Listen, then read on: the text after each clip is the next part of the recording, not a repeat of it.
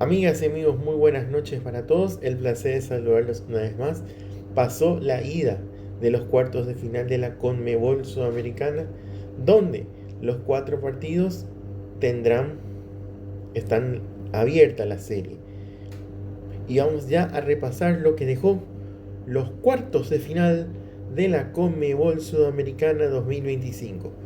Bueno, arrancamos en el estadio Néstor Díaz Pérez en Lanús. Lanús recibía a Fluminense. Lanús, que es el campeón de la Copa Sudamericana 2013, llegó a la final en el 2020 contra el Defensa y Justicia y la perdió. En el 2013 la ganó Lanús contra Ponte Preta. Y Fluminense, que llegó en el 2009 y perdió contra la Liga Deportiva Universitaria Quito. Se enfrentaron en el estadio Néstor Díaz Pérez de Lanús.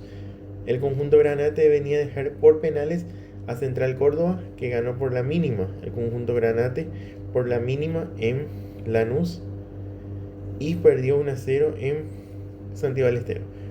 Y Fluminense pasó ganando 2-1 en Cali frente a América de Cali y 2-0 en el Maracaná.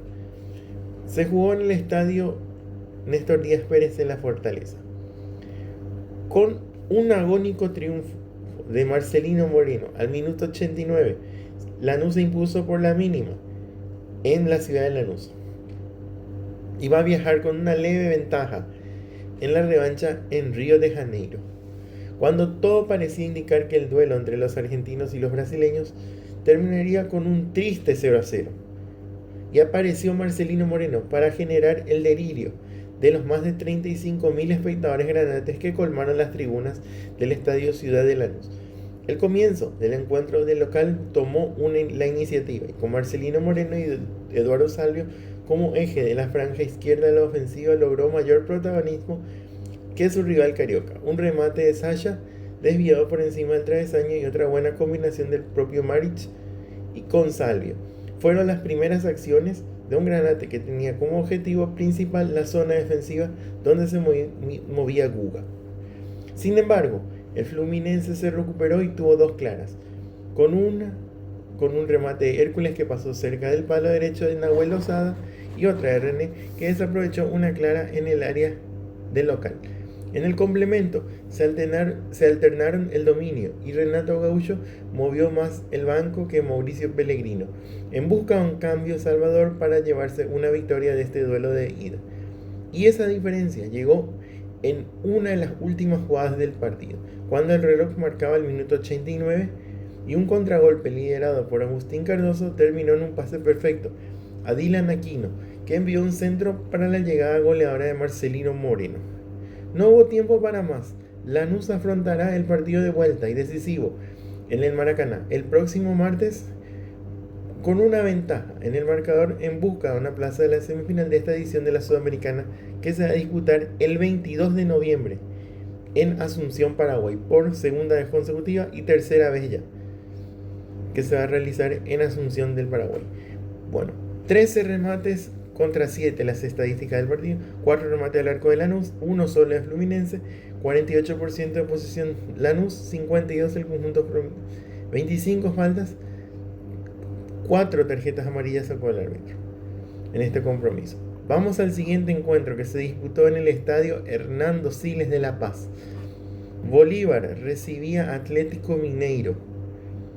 El conjunto paceño recibía al conjunto de Mineiro. El conjunto del Bolívar, que venía a dejar en el camino al Cienciano 2-0 en La Paz y 2-0 en Cusco. Y el conjunto del Atlético Mineiro jugó frente a Godoy Cruz de Mendoza y lo dejó con el global de 3-1, 2-1 en Belo Horizonte y 1-0 en Mendoza.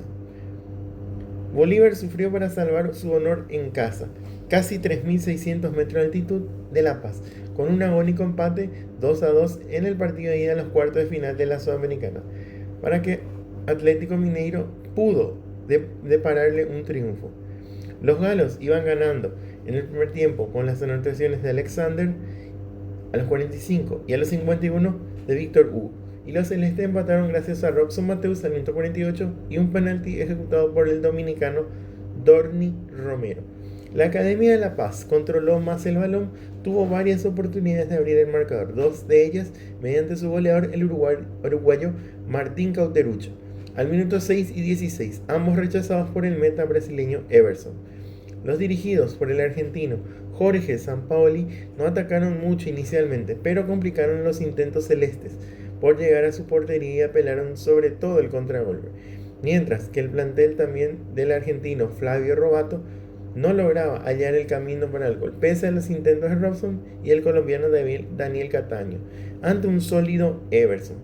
La anotación del galo nació en su área cuando Ronnie robó el balón a Robson dejándolo en el piso y lo llevó hasta adelante. Lo pasó a Gustavo Scarpa, que combinó con Alexander para que este se anote al cumplirse el tiempo reglamentario del primer tiempo. Cuando parecía que se iban al descanso con la mínima ventaja para la visita, Scarpa ejecutó un tiro libre aprovechado por Víctor Hugo para marcar el 2-0. En el complemento, los celestes salieron decididos al menos igualar el marcador y consiguieron su primera anotación apenas con 2 minutos en cancha. Un centro de Torino Melgar encontró a Robson Mateus, quien pudo quitarse la frustración de no haber anotado en el primer tiempo. Minuto 55. El árbitro peruano Kevin Ortega revisó el VAR para verificar la posible expulsión del zaguero argentino Ignacio Gariglio, quien inicialmente recibió una tarjeta amarilla por una falta contra Cayo. Ortega finalmente revocó su decisión inicial, y mostró la roja al argentino, dejando a los locales con 10 jugadores. El árbitro concedió un penalti al Bolívar en el minuto 69 por una mano en el área del capitán Lianco. El encargado de rematar fue el ariete uruguayo, Martín Cauterucho, pero su remate se estrelló contra el travesaño y perdió la oportunidad de igualar la cuenta. A falta de 4 minutos para los 90, Ortega dio otro penalti a la Academia de La Paz por una mano de Igor Gómez. En esta ocasión le encomendaron el remate al recién ingresado Romero, que pateó a la derecha y convirtió el empate para el Bolívar.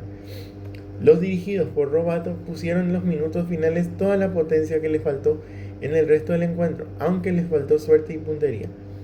Fue 2-2. La revancha se va a jugar en Belo Horizonte, estado de Minas Gerais. Será en el Arena MRV.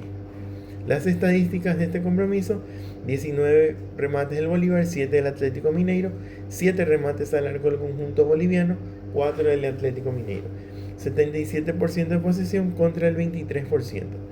Bueno, 24 faltas hubo en este compromiso, 4 amonestados del Atlético Mineiro, 1 expulsado en el conjunto boliviano, que fue Ignacio Gariglio.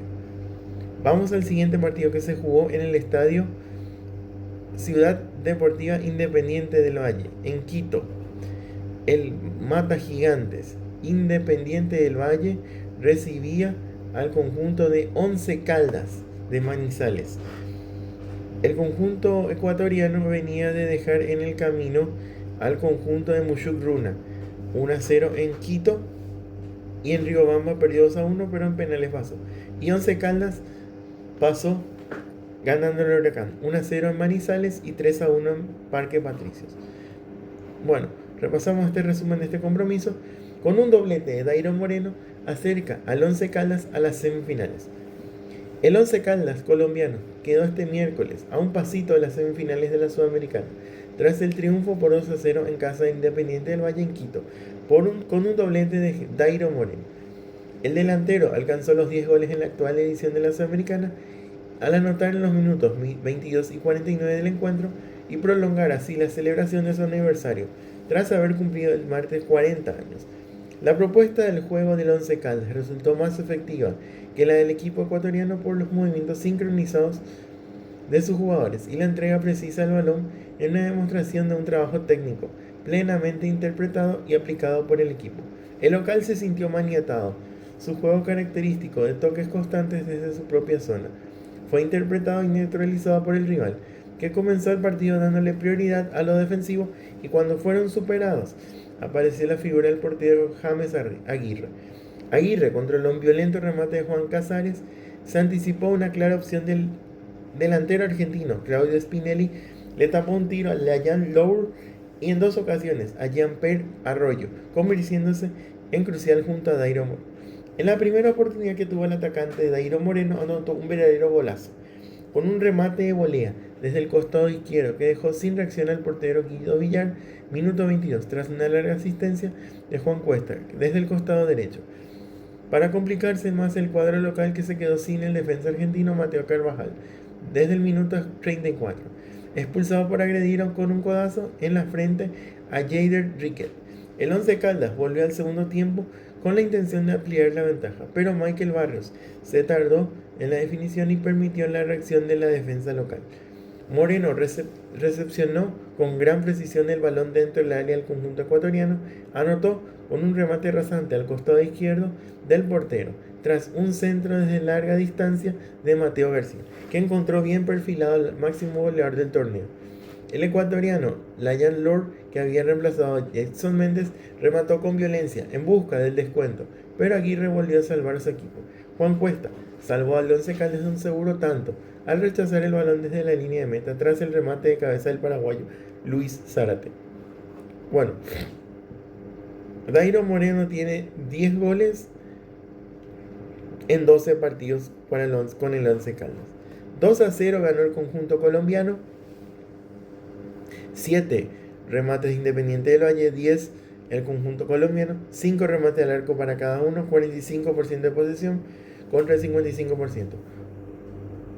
4 amarillas quitó el árbitro y hubo un expulsado, que fue Mateo Carvajal al minuto 34. La revancha será el miércoles en el estadio Palo Grande en Manizales. Once Caldas tiene 2 resultados: ganar y empatar. Independiente del Valle tiene que ir a buscar la épica, ganar 3-0 en Manizales. Y bueno, el último encuentro que nos queda es Alianza Lima, el sorprendente Alianza Lima de Perú.